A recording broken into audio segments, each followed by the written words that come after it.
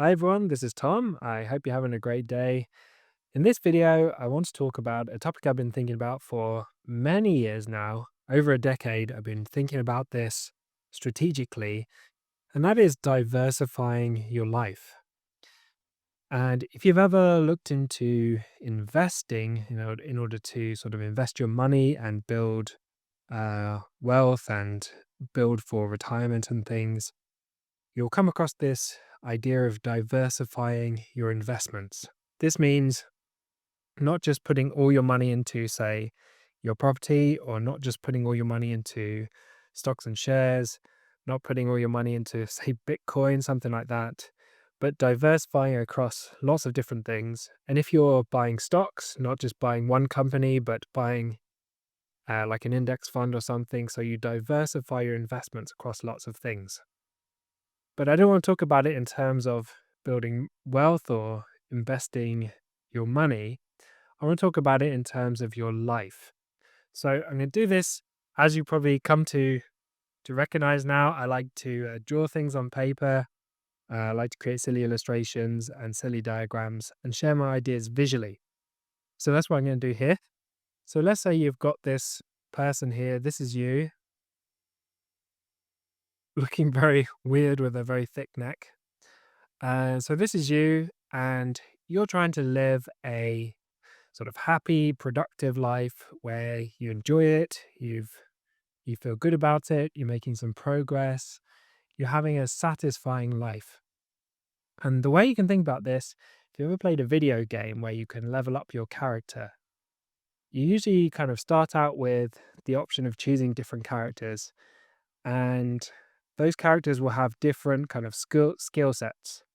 So you might have one character who's particularly, say it's a fighting game, you've got one who's really strong, but they're less fast, and they've got medium agility, and they've got low magic power, whatever it is. So you have different assets, and different characters have different kind of strengths and weaknesses.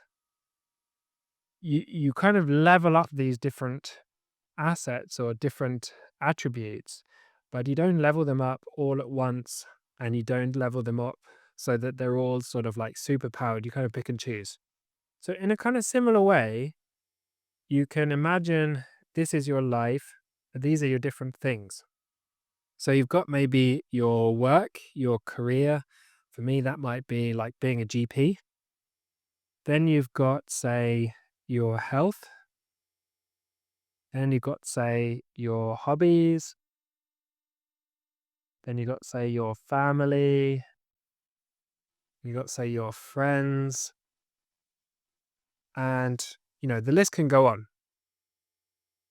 But if when you're coming to level things up, you might kind of start out with pretty good career, but then your health is pretty good when you're starting out. And then, because you spend so much time on your career, your hobbies have kind of taken a hit. So you're a bit low in terms of your asset points for hobbies.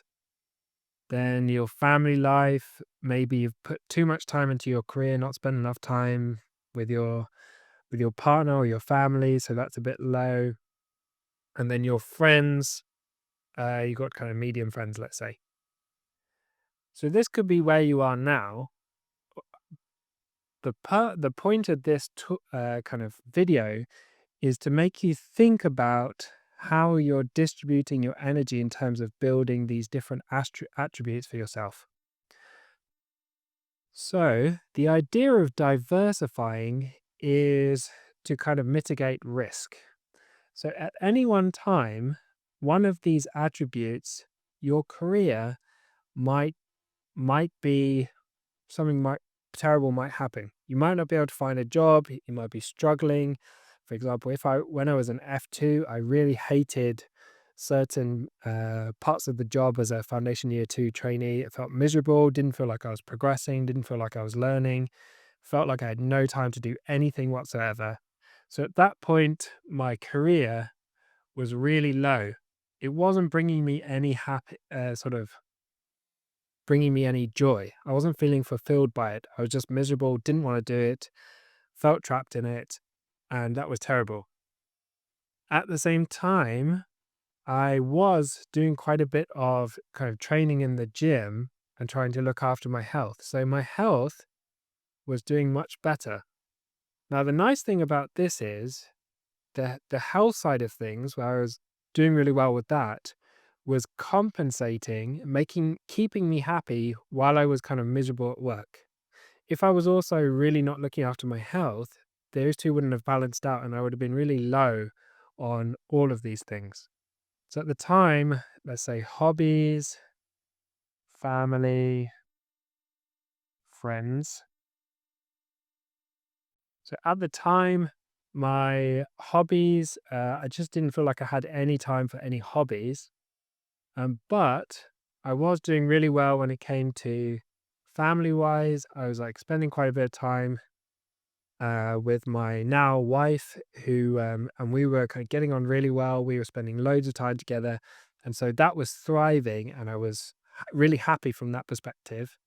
And then my family, in terms of like my parents, my siblings, and things, were doing pretty well. So even though I was having no time to spend on my hobbies and my work was making me miserable, I had these other aspects of my life that were compensating and keeping me happy. So, what I'm saying with this video is if you put all of your eggs into one basket, let's say you put your entire life on your work, your career, and you say, I'm going to dedicate my entire life to my career. I'm not going to worry about, finding a partner. I'm not going to worry about my family. I'm not going to build a friendship network. I'm not going to think about any hobbies. I don't care about my health. I'm just going to go all in on my career. What will happen is you'll end up with your career being really, really good, but all the other aspects will be paying for it and not doing so well. So this is not, let's see, find the last one. This is not a balanced approach to life. And the issue with this one is, let's say you qualify as this super duper specialist surgeon, whatever it is, you're extremely specialized in this medical field and you've sacrificed all these things, you're finally where you want to be, and then something happens. For example, you suddenly realize, actually, I don't really like this job that much. I'm not as fulfilled as I thought I would be. Or you go to apply and there's no jobs available and you end up doing some staff grade job and not being satisfied. Or AI takes your job and now AI does it and there's literally nothing for you to do. Anything can happen. And at that point, you lose the thing that you put all your eggs into and you've got nothing left over. Suppose you balance this out more like this and you lose your job, then you've got still a good friendship network that you enjoy. You've got your, health and fitness, working out, something else. You've got your hobbies, and that helps to balance everything out. One thing to think about is that you will go through different phases in life. So, for example, when I was in my fourth and fifth year of medical school, I was really just trying to get through all the exams. So I was putting a lot of emphasis on my career and focused on learning. And there's quite a funny picture of me. I don't know if I can find it now actually, but in between my fourth and fifth year in the summer, I got into really great shape.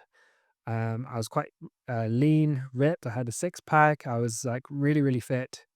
Then so my health bar was really high at that point, and I was like kind of thriving in all other aspects. And then I put everything into studying for my final exams, so during fifth year. And then there's a picture of me after my final exams where I've got no definition. I'm kind of tubby. My fitness is awful. I'd put all my hobbies, my family, friends, everything on hold just to get through to do as well as I could on these exams. And the result was I graduated with honors, but I wouldn't actually, in hindsight, recommend that approach. Um, But I would actually recommend being more balanced, and you'll probably do even better in the exams. But that's with hindsight and all the information that I know now. However, the point of giving you that story is to say that there'll be phases where you're very focused on one aspect.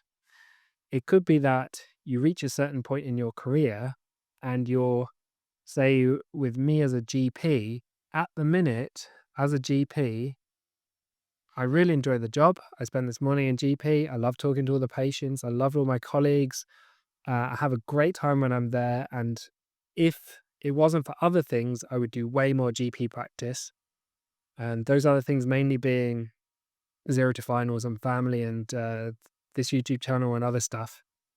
But my GP work at the minute is great, but I only do 2 half days a week, and